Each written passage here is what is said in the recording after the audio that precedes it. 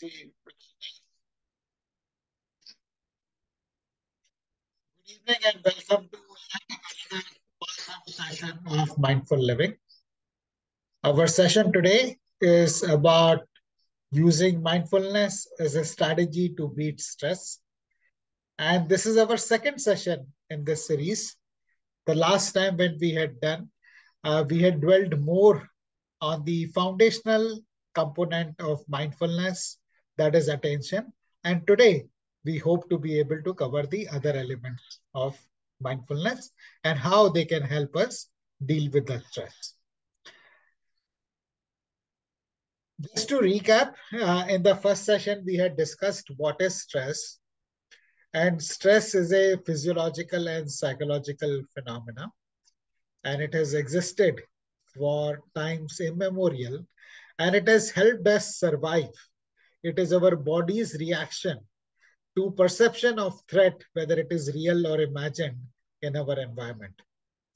And our body responds by pumping blood to our heart, to our hands, to our legs, which helps us either to fight or flee from the threat that we are facing. For human beings have been on the planet for about 6 million years. And of that 5.9 million years, we have lived in jungles. It's about 10,000 years. We have been living we have settled down and started living in villages, towns, and cities. However, we have a old brain in a new body. And our brain still responds to the threat in a manner as if we are still living in a jungle.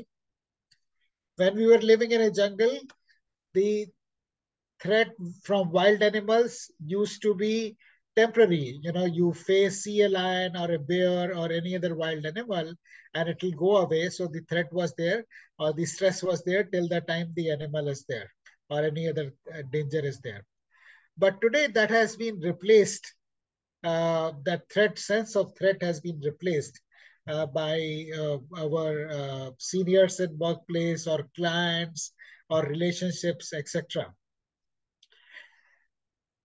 And that has kind of become a chronic stress. Earlier, when the stress was short term, but today the stress is there because we are surrounded by the people all the time. And that is leading to chronic stress. And this chronic stress leads to burnout. And that is something which is not very good. It is an impediment to our good health and long-term success. Stress in small quantities can help us achieve more, but consistent stress, so chronic stress, can deplete our energies and lead to a burnout. That is what we had discussed last time. We had discussed one strategy, which is to be focusing on controlling the controllable. And the second strategy was using mindfulness. And that is what we are going to dwell a little bit more today on. There are many challenges that we are facing in our life these days, whether it is due to shortage of finances or the economy not behaving or the war or lack of trust amongst colleagues, family members, or multiple health issues that we are facing. And each of this directly or indirectly causes to overstress. So the objective of our session today is to understand how being mindful can help us deal with the stress that we face. There are some things in the session that you will learn that you may be already aware of. And typically what happens is when you hear something that you're already aware of, the mind tends to switch off and then you miss whatever else the speaker is saying. So I will today urge you to be focused through the session. The duration of the session is about 75 minutes, 60 to 75 minutes. And pick up one thing that can transform your life, because there will for sure be information that you can learn and apply. And once you apply in your life, it will truly transform your life. And I will urge you to follow this practice of uh, actively engaging in their class in the session today, so that the learning is optimized. According to a best practice in learning and development, only 10% of the learning is due to the speaker and the content that is being practiced. 20% happens due to discussion, and 70% happens when you apply. So be open, be engaging. We are a small community, so feel free to share. However, I like to share with you the recording of this will be put up on our YouTube channel. So in case you wish to be discreet, please do so. Since the topic is serious, I thought let me start by using this cartoon. And uh, this is also one of the strategies I use to de-stress myself. And whether it is watching stand-up comedy on a daily basis, that's a part of my daily routine, or using humor is a good way to beat stress. Moving on, we are going to look at what is mindfulness, and I'd like to share this definition given to us by Dr. John Kabat-Zinn, which is keeping one's complete attention to the experience on a moment-to-moment basis in an open and non-judgmental way. This may sound like a lot of English, but let us break this down into different components and understand what Dr. John Kabat-Zinn is saying. It's a very profound definition. He says mindfulness is keeping our attention to what we are experiencing in the moment in an open and non-judgmental way. This practice of mindfulness has its roots in the ancient practice of Vipassana, which was taught by Gautam Buddha 2,500 years ago. And there are many fashions that have changed in the last 2,500 years, but Vipassana has not gone out of practice. Buddha taught this in India, and from India, it went to neighboring countries, and then it kind of got lost in India, and it was brought back to India by Sri Satyanarayan Goenka, and I had the good fortune of learning from him directly in 1991. And from India, then it spread again to all over the world, and it is benefiting hundreds and thousands of people. And I got certified as a teacher in mindfulness by Sean Fargo, who is an ex-Buddhist monk who now lives in California. So these are the influences I have had, and the practice of mindfulness has over the years been thanks to the work that Dr. John Kabat-Zinn and others have done, has become mainstream now. It's taught in many leading business schools. Thousands of research articles have been done on it, and many books have been published. And it has become mainstream for the corporate leaders and CEOs, business owners to learn and practice mindfulness. Many leading organizations have included mindfulness as a part of their learning and development initiatives. And one of the reasons why mindfulness is very important, why we should practice mindfulness, is because it helps us move from a low energy state to a high energy state. In this amazing work, in this amazing book written by Dr. David Hawkins, Power versus Force, Dr. David Hawkins has calibrated the energy levels associated with different emotions. And starting with a very low energy emotion of shame, moving on to guilt, apathy, grief, fear, desire, anger, pride, and courage. And then, the higher level energy emotions. So how mindfulness helped me was become aware of what I was thinking. And, once I became aware, it also equips us with the choice to change our thoughts and then move ahead. And that is how it helps us reduce stress and become healthier and happier. I'll pause here to see if you have any questions or comments before we move on to the next section, which is the core components, the 5 core components of mindfulness that Dr. John Kabat-Zinn mentioned in his presentation. If you are good to go, please type BIO in the chat box. Or if you have any questions, please unmute and ask. All right, good. So now coming back to the definition of Dr. John Kabat-Zinn, one way to do this, keeping one's complete attention to the experience, is to begin by stepping back. And most of the times what happens is we become very entangled with our emotions and the thoughts that we are having from time to time, or the situations that we are caught up in. But when we step back, we are able to pay attention to what is happening, become aware of what is happening inside us, in the other people, in the environment, accept it, then work on ego identification and choice. Choose what we want to do or how we want to respond rather than react to the situation. This requires practice, but with consistent practice, we get better and better at this, and eventually life, sorts itself out for us. It sounds simple in English, but it's best learned when we practice it. So I now invite you for a short 10-minute practice of mindfulness, and then we will delve into understanding the components of mindfulness, uh, which will help us. This practice will help us learn this better. So I now invite you to please close your eyes gently.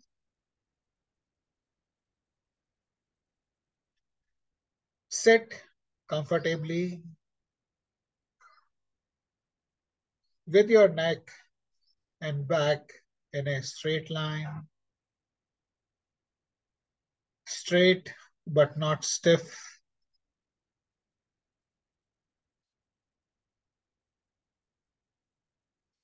Chin parallel to the ground, palms facing upwards on your lap.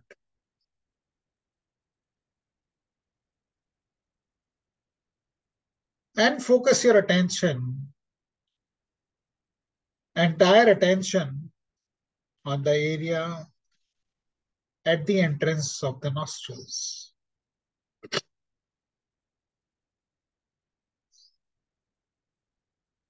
And observe every breath that is coming in and moving out.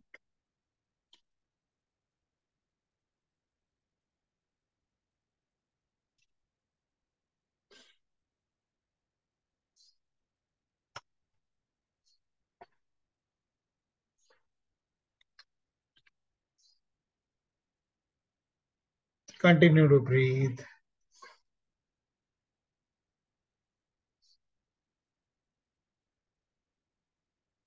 Be relaxed. Have a gentle smile on your face. And in case you find it difficult to keep your eyes closed, you may keep them half open and gaze downwards. Continue to breathe.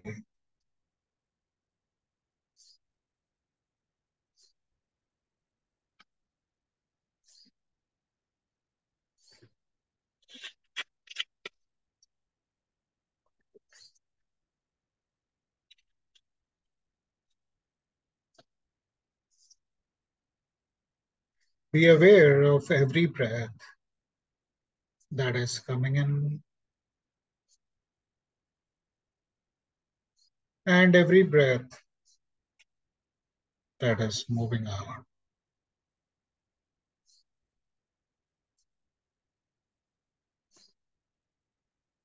Incoming breath,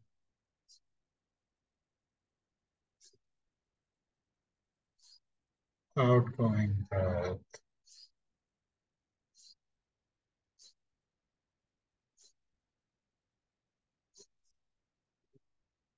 incoming breath, outgoing breath.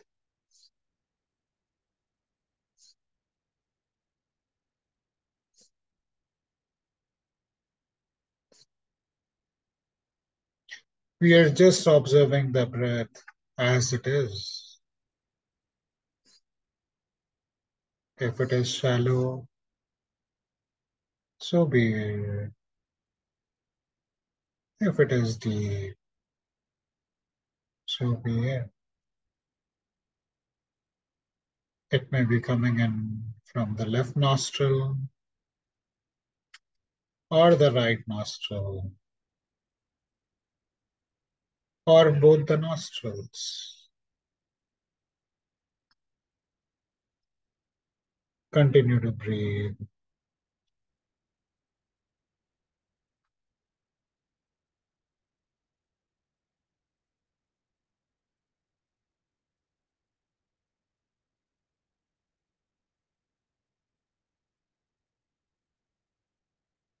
In case you find your mind has wandered away, gently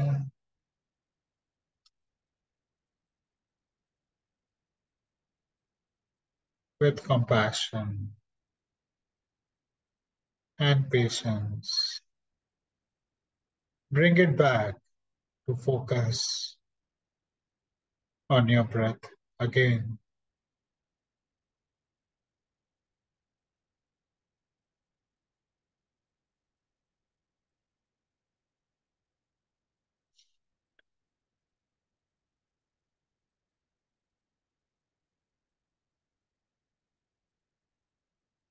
Continue to breathe.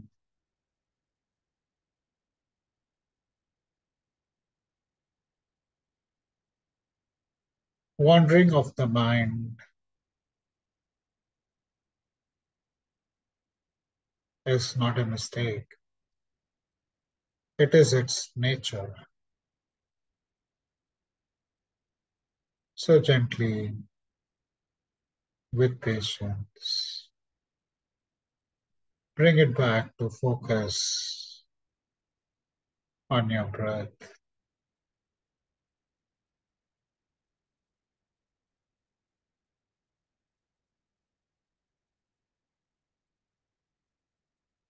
Continue to breathe.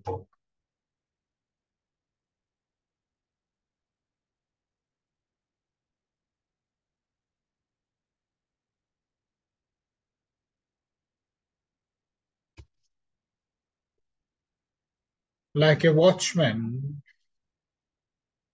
observe every breath that is going in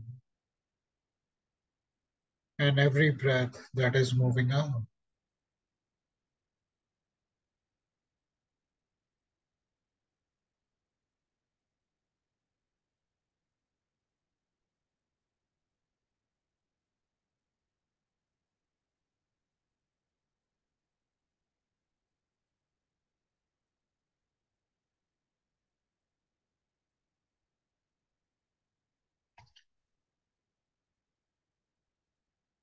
Breath is a great way to anchor our attention to the present because we can't go back to a breath that we have taken in the past, nor can we take a breath in future.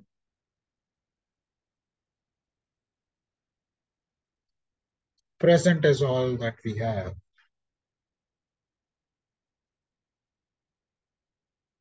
And in this moment, we have the power to choose.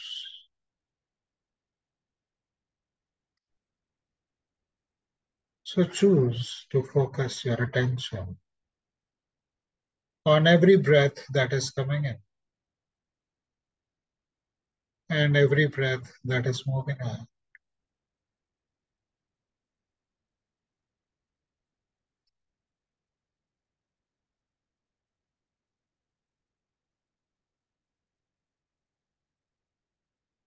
Continue to breathe.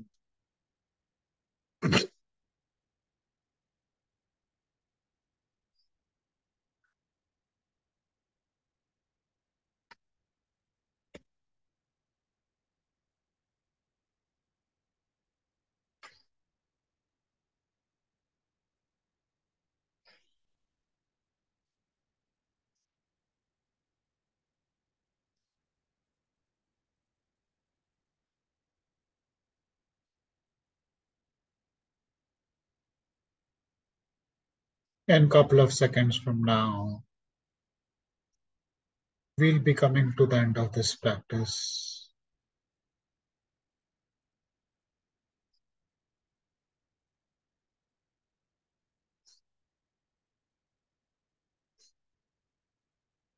Enjoy this time. Savor every breath that is coming in and every breath that is moving out.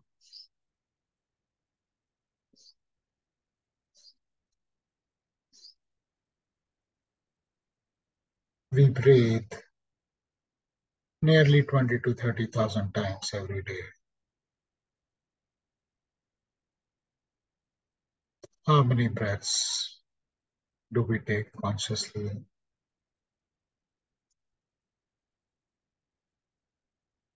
This is your opportunity to breathe consciously, be in the present, to create a magnificent future.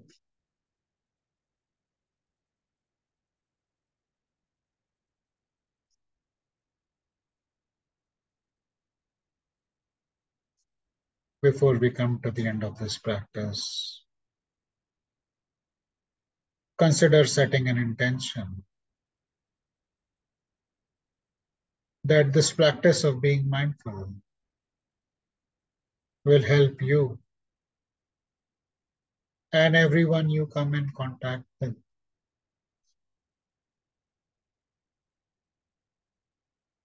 Thank you for practicing mindfulness with me. You may choose to continue to stay with the feeling for a couple of seconds more. And once you are comfortable, you may open your eyes and share with us about the experience.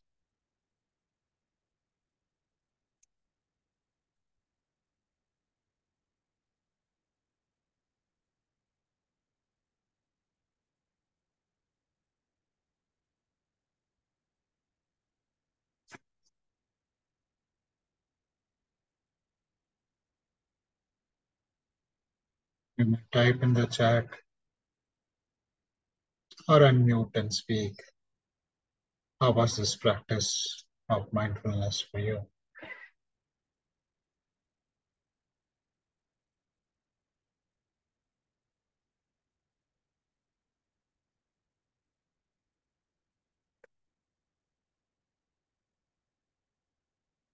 Thank you, Richard.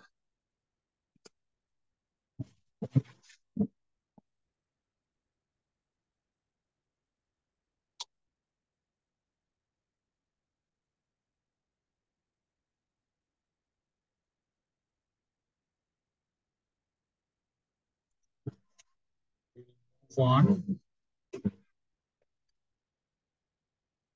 to discuss the components. Thank you, Shivram. Attention is something that we discussed last time, so we're not going to spend much time on this. And what I am also going to do is share the recording of this previous session on the YouTube. So in the coming week, you will find this recording of this previous session also will be released in the YouTube. So you can watch this recording of the previous session and then benefit from what we discussed there. Today, we will start with talking about awareness. And this awareness is very, very powerful. And you would have noticed that we practiced awareness today by becoming aware of every breath that was coming in and every breath that was going out. And we practiced without being judgmental of the breath, whether this was long or this was short, whether it was coming in from right nostril, off nostril. When we start cultivating this awareness, it opens up great intelligence for us. Attention and awareness are like the muscle work and the cardio that we do in gym. Attention is very focused, but awareness is more broad based. And it works at multiple levels. Awareness of how we are feeling. And once we start tuning into how we are feeling, we can start understanding how the other person is feeling. And when we have a better understanding of how we are feeling and how the other person is feeling, we are able to navigate the situation better. And then eventually you are able to monitor and control. I wouldn't say control, but become aware of how the dynamics are in the environment. And as we continue observing, becoming aware without judging, we also start realizing that things are impermanent. For example, I may think a particular person is very good today, but may change my opinion about him or her couple of weeks or years later, or vice versa. I may think somebody is not so good today and change my opinion later. Politicians do that all the time, you know. Uh, in India, this is election time, and we see people, doing changing parties, changing opinions all the time. So nothing is permanent. And when you start tuning into the fact that things are impermanent, you also start realizing that nothing in nature actually is permanent. You know, day gives way to night, youth gives way to old age, health may lead to illness.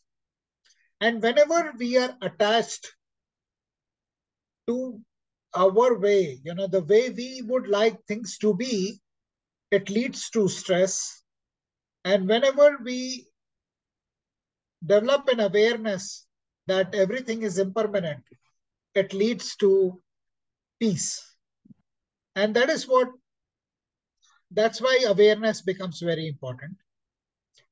There is a story of Akbar and Birbal, where King Akbar asks Birbal, tell me something, you know, which if a person who is happy sees will become sad, and somebody who is sad, when he sees that, he'll become happy.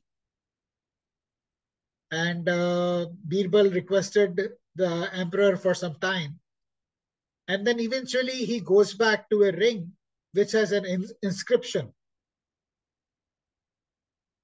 And when the emperor looks at the king, the inscription on that is, this too shall pass.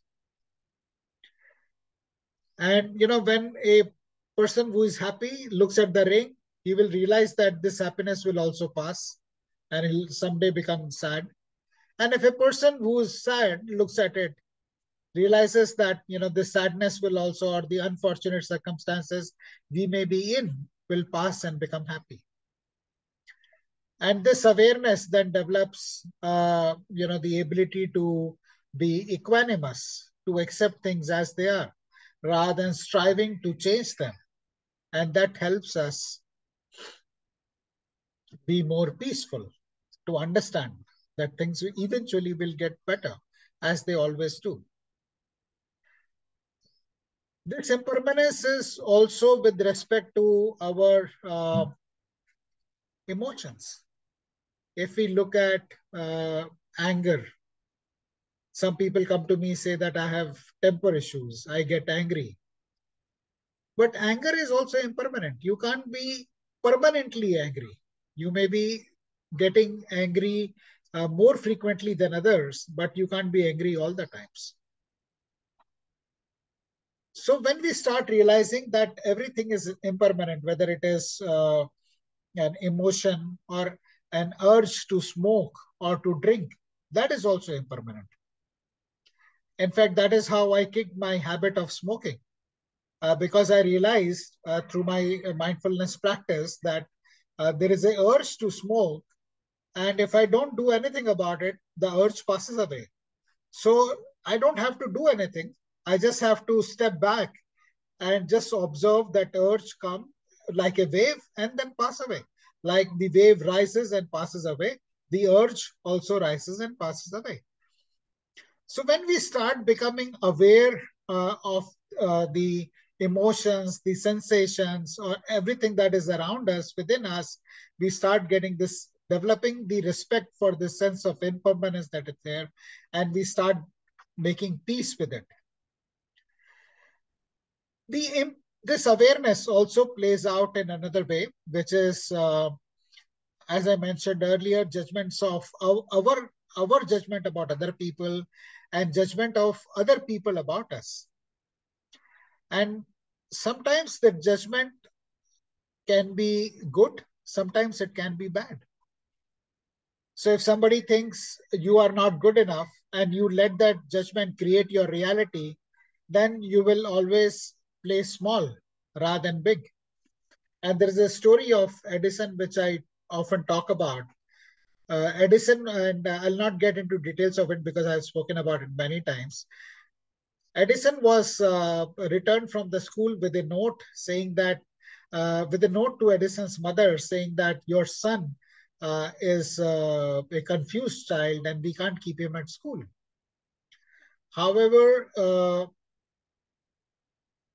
Edison's mother didn't let the judgment affect the reality, and she continued to teach Edison at home. So our awareness of the judgment other people have of us or we have of other people can change our reality. So once we are aware, we can do something about it. Another thing which is very important about is being aware of our values. And a lot of stress in our life happens when our actions are not aligned with our values. Values is something that unconsciously or subconsciously drive our actions. So I've had situations where people come to me for coaching and they say, I want to grow in my career, which may involve making risky choices, but I want a secure job. So they want a growth and they want security, which may not necessarily go together. And they're not willing to give up one for the other. Or they like the money which goes with the job, but they don't like their boss micromanaging them. So they like freedom, but they can't give up the money. So then again, there's a conflict there. So what are the values that drive us? Are we aware about them? What are the values of our life partner? What are the values that we have? What is it that we truly value? Do we value honesty? Do we value growth? What if you value growth, but your partner is very happy with status quo? Or think of it in the organizational context. You want to grow fast, but your organization wants to because it's already so large. They don't want to go fast. They don't want to take the risks which come with growth. So whenever the values are in conflict, whether at an individual level or at a family level or at the organizational level, there is always a conflict and stress. So it is very important for us to pay attention to what are our values and what are the values of people around us.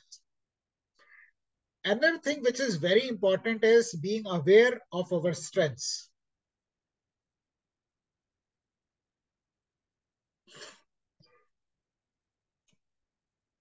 A lot of times we are very focused on the weaknesses that we have, not paying enough attention to the strengths that we have. There is a lot of research which has been done which says that our true potential comes out when we are playing to our strengths and not trying to minimize while trying to manage our weakness. And the example for that is you have Elon Musk, who has a different set of strengths. You have Mukesh Ambani, which has got a different set of strengths. Warren Buffett is different. Narendra Modi is different. Everybody is different. And they have become the best in their respective fields by playing to their strengths. So, what are my strengths and how can I manage my weakness is also very important for growing in our life and for managing conflict, for managing stress in our life. So, I'll pause here to see if you have any questions or comments. Uh, this is how awareness, to my mind, plays out in our lives. Awareness of impermanence of everything in nature, awareness of our judgments, opinions about ourselves, of others about us, and how it rules our lives. Awareness of our emotions, values, strengths. So I'll be happy to hear what are your thoughts. If this resonates with you, are you facing a challenge in any of these with any of these? Any questions I'll be happy to take from you.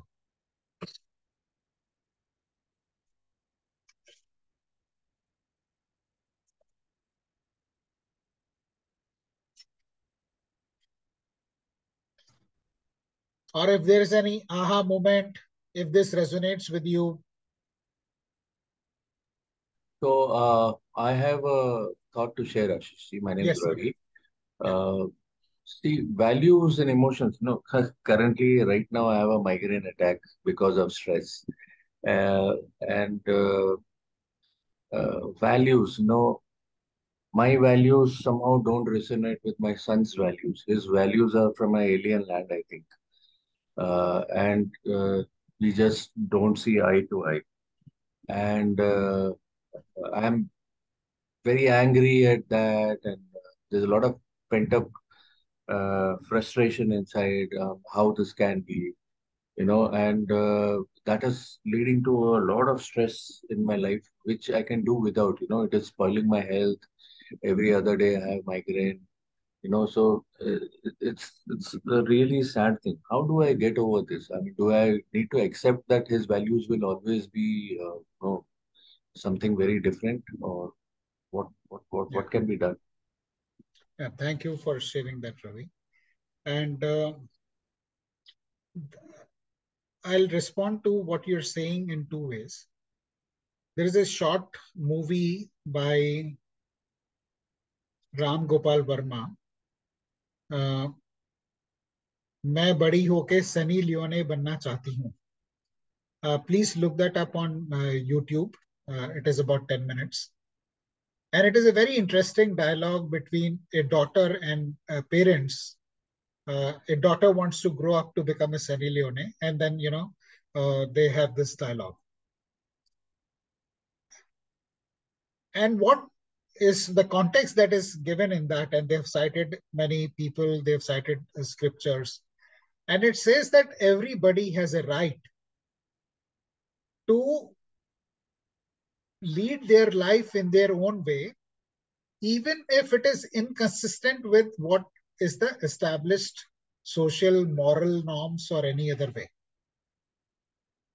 So everybody has a right to live the life in their own way. I don't know if you were comfortable discussing about what are the specifics of the difference you have, or we can. I'm happy to connect with you offline for a discussion on that. I don't know if this helps, but this is two bits that I can share with you, Ravi. Sure. Thank you. Yeah, but please do watch that movie, 10 I'll minutes. I'll do that. Yeah, But yeah. does it make their values better than our family values? Even if I feel that it is not right, it is against moral principles, does it still justify that they are entitled to their own values? So, Does it hold water? Ravi, this is my view, and I'm not Yeah. saying this should be the world view, but Mm. right or wrong is subjective, you True. know. Uh, and who is to decide what is right and who is to decide what is wrong? We often place ourselves in a position where we can judge others, and we are doing this all the time, consciously or subconsciously. We are judging this politician is right, that family member is wrong, and vice versa. Other Every people, moment. every moment. Yeah. And this may, I don't know if this gets answered now or when we discuss about acceptance, which is the next point that we're going to be talking about, next component of mindfulness. Acceptance has great power. And I'll talk a little bit. So just hold on, Ravi, little bit till we Sure, discuss about acceptance. And sure. maybe you will get some answers there. If you're not, I'm happy to get on a call with Right, thank you. you. Yeah. Yes, Surya sir. हाँ नमस्कार sir. Namaste, namaste.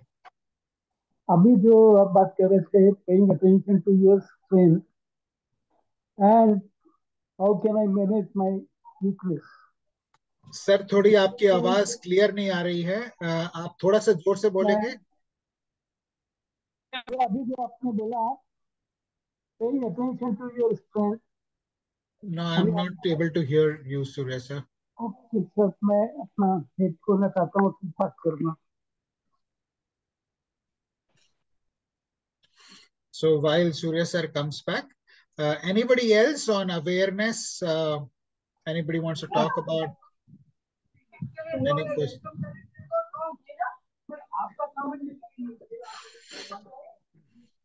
And one of the questions may आप be, बाद में बात करते हैं talk later. ha, Surya sir, are you back? हाँ will talk later बाद में बात करेंगे will talk. Okay, okay, Surya sir. And one of the things is how do we practice this? This may be good at a to understand or to talk about how do we build awareness. And for that, there have been multiple sessions that I have done on tuning into body intelligence. So please look them up on the Mindful Living YouTube channel. That has a 20-minute tuning into body intelligence meditation also, which is very, very powerful. So once we pay attention to what is happening in our body, our awareness and awareness of other people goes up. So simple. We many of us think that we can't really tune into our body intelligence, but it is not so. Like we feel the seasons, we feel the hot, we feel cold, we feel hunger, we feel the need to excrete. We are in tune with our body. We may feel that we are not, but actually we are in tune with our body. So the more we tune into our body, the more awareness. That's a very good tool to build awareness amongst about ourselves and about other people. The next one, and which is again very, very powerful. It is very difficult to say which one is more powerful than what, but again, this is very powerful, is accepting things as they are.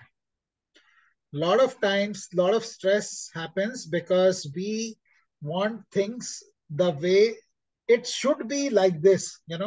We can't accept the things as they are. We always want the other person should be like that, the government should be like that, my boss should be like that, my wife should be like that. We always wanting things to be, the weather should be like that, the food should be like that, and we are not able to accept things as they are. And one thing I would like to clarify is that acceptance is not complacency. Okay. For a large part of my life, I was living from a state of lack, and wanting more. So I didn't, I thought I don't have what I want and I wanted more. But today, I accept what I have, which places me into a high energy state of being content and satisfied and wanting more. And it is possible and it works very, very well. The same way with people, you accept people as they are, and then the ability to transform happens, if I may say, automatically. There is a person in my life, and I would, I really wanted to change her, and irrespective of however much I would try to change, she won't change. And then I started realizing why, there is a series of things. I'll not go into that now. But once I started accepting her as she is, there's almost a magic that happened. And then she became much more amenable because she could sense that I have dropped the judgment. She became more amenable to listening to me, to my point of view. And then the change that I wanted always started happening. And this works. This is not only my experience. This happens with very many people across relationships. And I'll pause here to see if you have any questions and comments on that before I share a story with you about acceptance.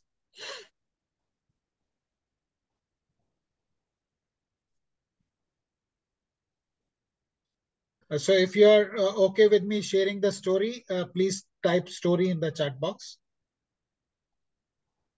or S for story in the chat box. Story, okay. So this is a very interesting story about a farmer, very poor farmer in a village in Central Asia. And in his village, they used to use horses for tilling the land. And this guy was so poor that he couldn't buy a horse. Somehow he managed to borrow some money and buy a horse. And some of you may have heard this story. In case you've heard this story, listen to it again and enjoy and let it soak in. In case you have not heard, please pay attention. Keep your cameras on if you can. So this guy, borrowed, poor farmer borrowed money and then he bought a horse. And then what happens is one day the horse runs away. And it's a small village. So his friends come around and say, oh, you were so poor and you borrowed money and now your horse has run away. How will you be able to pay your debts back? This is a very bad thing that has happened. And the farmer says, good thing or bad thing, who knows? And then it so happened that the horse ran away to a jungle nearby, and he made friends with another 11 horses. And then he returns back to the farmer's house. So now the farmer has got 12 horses. He had one earlier, then he had none because it ran away, and then he is now 12 because that horse has come back with 11 of his friends. So the farmers' friends come back and they say, "Wow, this is such a good thing that has happened. You didn't have a horse, and now you have 12 horses. You will become a very rich man." And the farmer says, he's a wise man, so he says, "Good thing or bad thing, who knows?" And one day, what happened? These are wild horses. So his young son is riding them and training them to, to be used for farming. And while he was trying to tame them and ride them while riding, he fell and he broke his leg. And the farmer's friends came around and said that your young son has now broken a leg. Who is going to marry him? This is such a bad thing that has happened. And the farmers once again says, good thing, bad thing, who knows? And soon after, what happens is that the kingdom in which they used to live went on a war, and the king sent out his soldiers to recruit people, the soldiers for the army. They take away all the able-bodied young men from the village, leaving the farmer's son behind because he has a broken leg. So now the farmer's friend come crying to him and they say, our sons have been taken away. We don't know whether the sons will live or whether we will live to see them return. This is such a bad thing that has happened.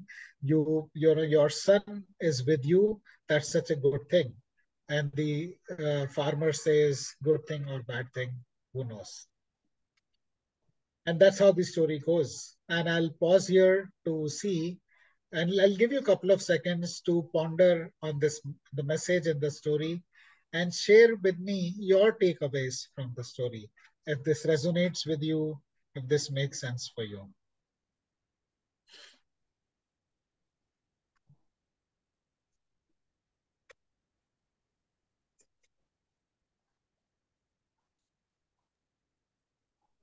So I have a observation, Ashish ji. Ravi Yes, here sir. again. Yes, Uh, yes. so is this acceptance and equanimity that we're talking about, is it the same as what the Bhagavad Gita says, Sthita Pragya? Yes. Okay. Thank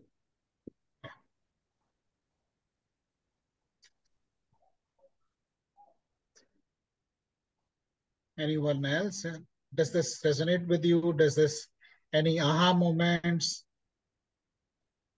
Life is complex. To make any rational thought how something pans out. Yeah. Yeah, we don't know. We tend to look at life in a particular context, in a particular situation, in a particular moment. But then we don't know what's there, and there is a greater wisdom at play. For example, when the September 11 happened, I used to work for a stockbroking firm, and because the markets tanked right after that, they closed the branch I was working in, and I lost my job. Um, but fortunately for me, I got a job with one of the largest insurance companies in the world within a month of that. So September 11 happened, and October 11th, I started my career in the insurance industry. So if I look at September 11th standalone event, I lost my job, very high stress period, but then it leads to something very good. So good thing or bad thing, who knows?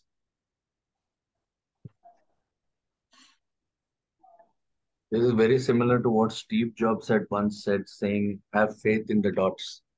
Yeah, connecting the dots. Yeah, Yeah, and connecting the dots. we, And yeah, probably it makes sense only in retrospect, but when we are going through it, it's one living hell. yeah. It is. I agree completely.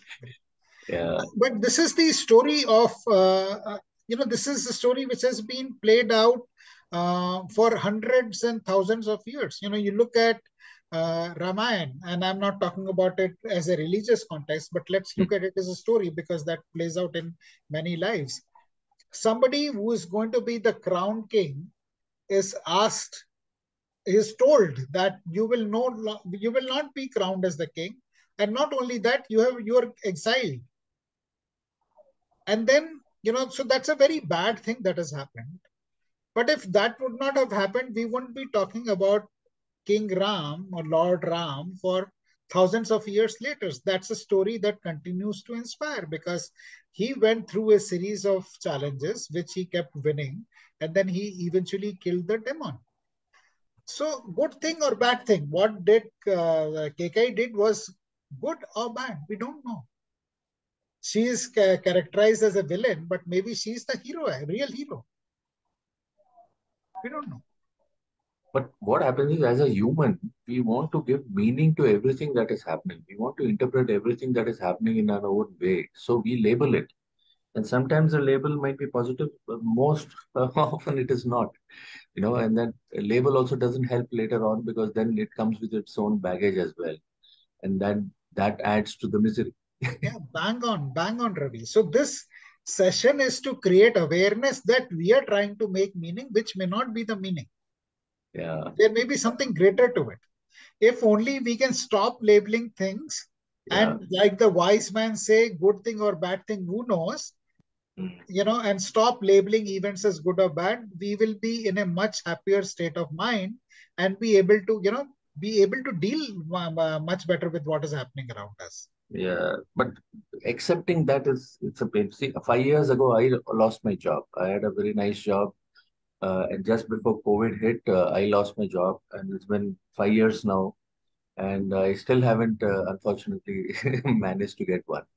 But the only good thing out of that was I came back home and I could take care of my parents, who were living alone at that time. So I look at that as the good thing.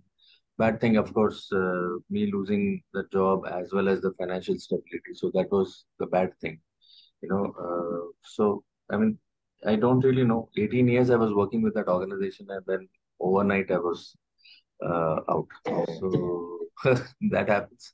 What do we do? There was a major world downturn at that time, and this happened. I'm still trying to process that. My mind keeps saying it is a bad thing only.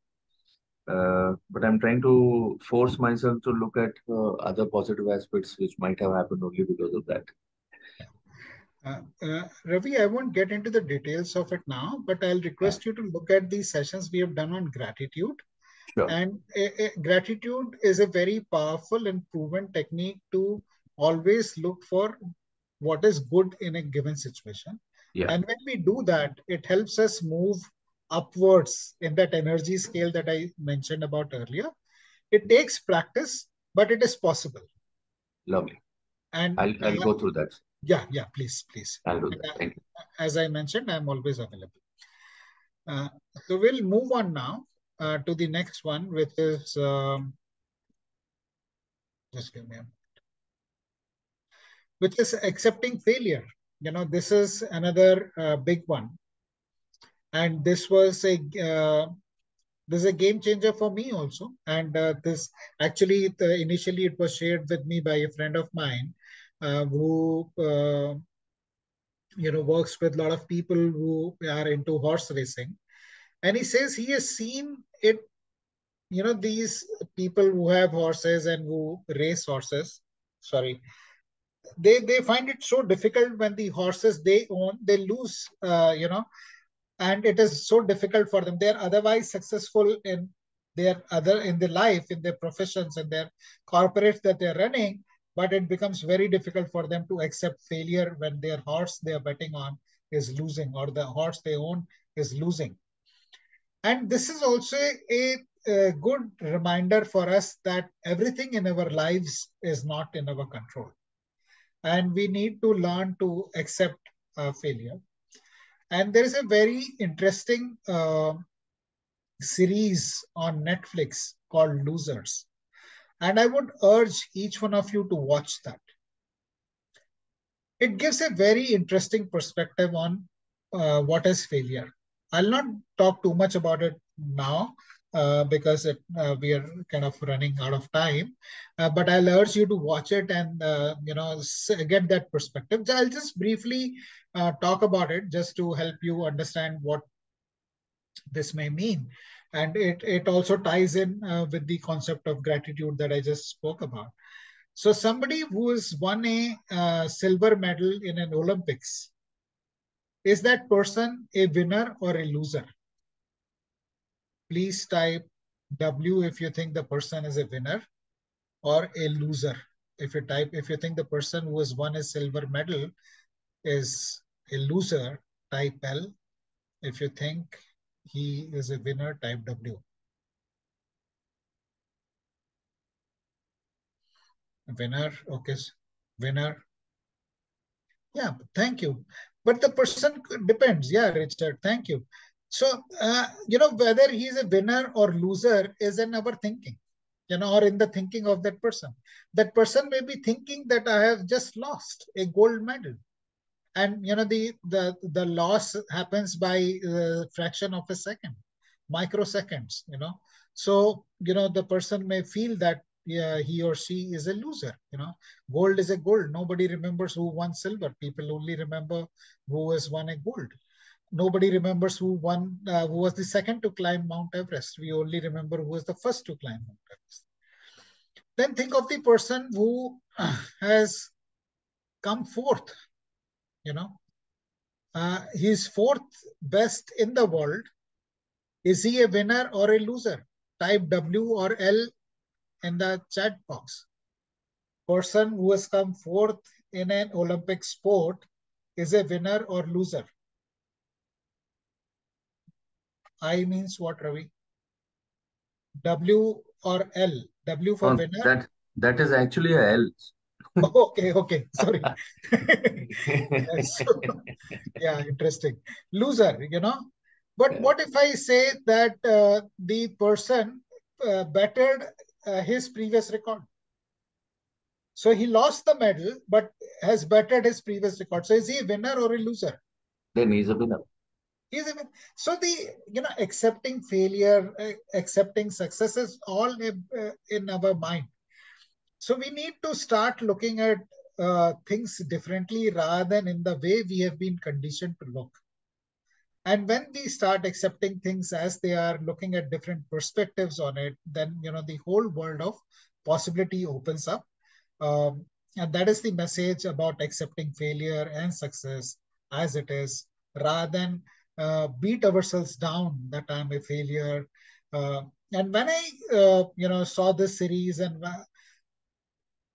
So there is another interesting story which is there in this series. I'll take just a couple of minutes to share that. Is about a world boxing champion who became number one. So he's number one, he's a winner, but he feels like a failure because he was pushed into doing it by his father. He never wanted to be a boxer, but he was pushed to be a. So he feels he's a failure. He's world number one, but he feels he's a failure.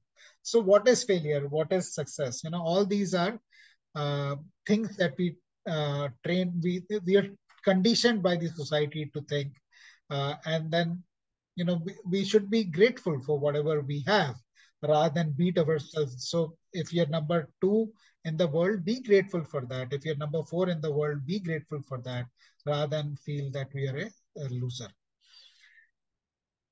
And this is the last one I would like to share. This happened recently. I was on my way to Delhi, and there was a lady sitting next to me who was flying with her husband to Srinagar. We were on the same flight. And she was also from the insurance sector where I work a lot. And we got talking, and, there was a turbulence. And, the plane was just going up and down like that. It gets very scary for some people. And she said, "Mujhe bahut dar lag raha hai." And I said, "What is it that you can do? If there is turbulence in the air, you just got to accept what you only thing you can do is make sure that your seatbelt is fastened, and you trust the pilot that he's trained and he can take you through this." And the same way in the life, there is so much, there are many times in our lives when there is turbulence. Whatever we can do in that situation, we should be focused in doing that situation and trust that there is someone who knows, there is a bigger intelligence at play in the universe, which will ensure that things turn out fine. Recently, I met a very senior banker, and he was talking about the concept of inverse paranoia. So we all get paranoid about things that can go wrong. And he says, "Ashish, why not train our minds to think that things will go in my favor?" And all successful people train their minds into inverse paranoia, where they train their minds to say that the entire world is conspiring for my success, for ensuring that I'll be successful. So accepting, surrendering to a force that is greater than us is the, if I may say, secret to success. A lot of people who are successful have repeatedly said that I surrender to a force that is greater than me. If you look at the gentleman who won the gold, Neeraj, uh, Chopra. Neeraj Chopra, right? He says, there is an interview. He says, I drew power from Mother Earth. So those who are at their peak performance levels understand. Musicians have said this, sports people have said it, many other leaders have said it, that I have drawn inspiration from a power which is beyond me. And that happens when we accept things as they are and we surrender to a power which is bigger than us. So I'll pause here to see if you have any questions or comments.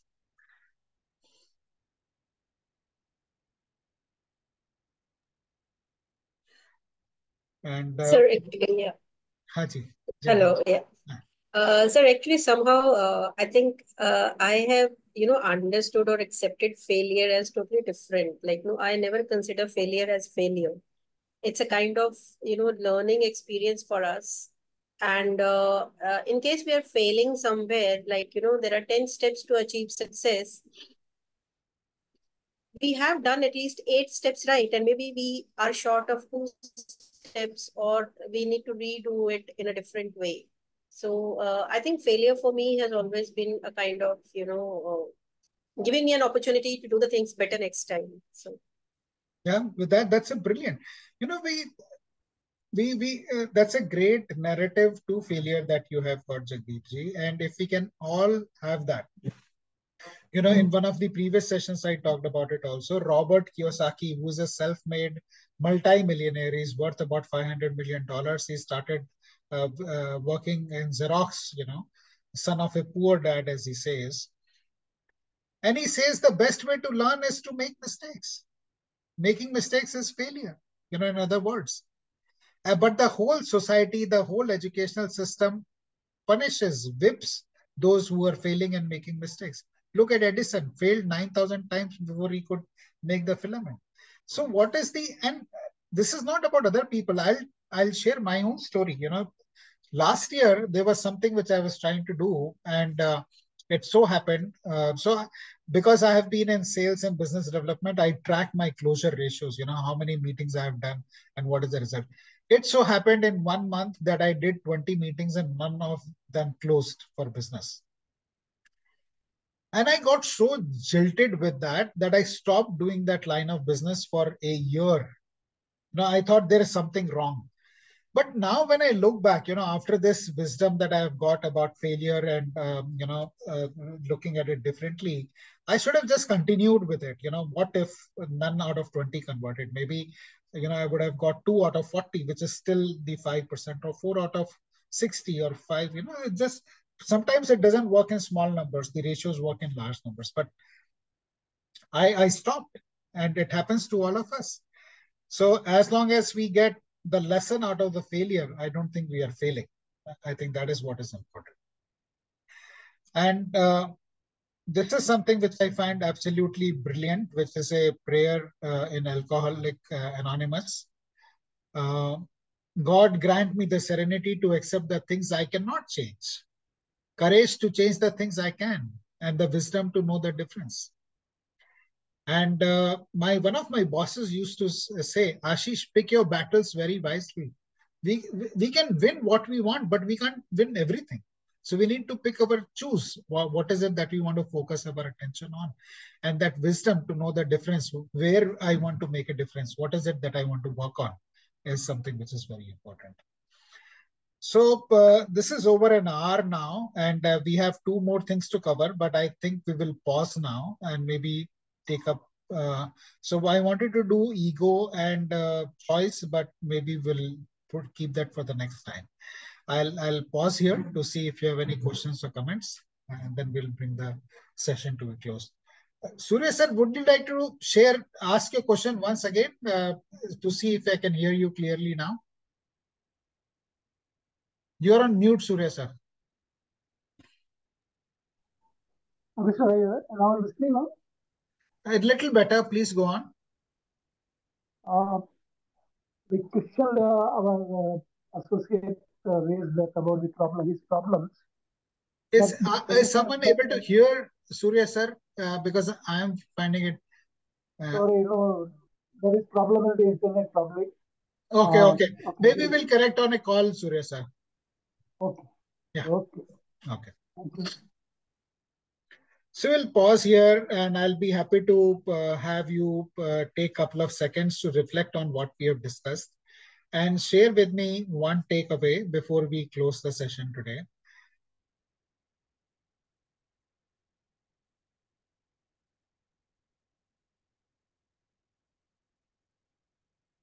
We've talked about awareness, we've talked about acceptance, accepting failure.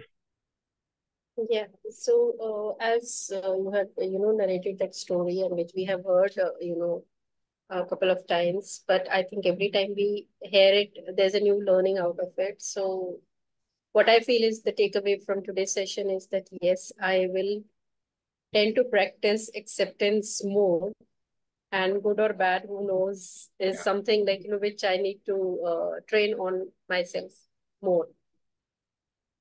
Yeah, thank you, Shivram. Thank you, Surya sir. And there is one last thing maybe I'll share on acceptance. It's a book, The Surrender Experiment, by Michael Singer. If anyone who is interested in working on acceptance, I will strongly recommend you pick up this book. This is a very light read. It's like a story. It's a true story. And this is about a gentleman. I'll quickly share this story. And who is doing his PhD in America in 1970s. And he's not really interested in completing his PhD, and the money that he was getting as scholarship, he used to buy a 10-acre land and built his log hut for doing meditation. Okay, I'll do that. Just give me a minute.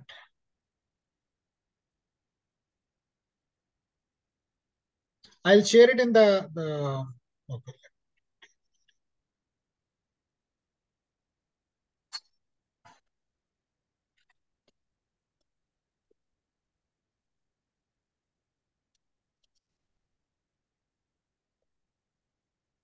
The Surrender Experiment by Michael Singer. And he just keeps saying yes to whatever is happening in his life. And even if it's not to his liking, or not to the liking of his mind, he just keeps saying yes. And over a period of time, 20, 30 years, he becomes the CEO of a company which is $300 million in revenue and more than $1 billion in the valuation. And the $1 billion like 20, 25 years back, not today's $1 billion. And so I found this very inspirational, how just keeping saying yes, or surrendering to what the universe is bringing to you, and accepting things as they are is very, very powerful. So I urge you, those of you who are interested in learning and getting a perspective on acceptance, to read this story. On that note, I'll bring the session to a close. Thank you very much for joining us today and discussing and sharing. In case you need to reach out, please send me a message and we will schedule a time for a chat. My number is there in the groups, but I'm happy to share it here again. And please share your takeaways. Sorry? Thank you so much. Thank you. Thank you. Please share your takeaways in the groups also, so that it motivates more people to join and benefit from these sessions. Thank you, everyone, and have a wonderful week ahead. Thank you, Suresh sir. Thank you, Jagdeep. Thank you, Chad. Thank Thank you. you so much, Ashish ji. Thank you so much. Thank you, Thank Ravi. you, Ashish. Thank you. Thank you. Thank you. Thank you. Have a nice day. Thank you.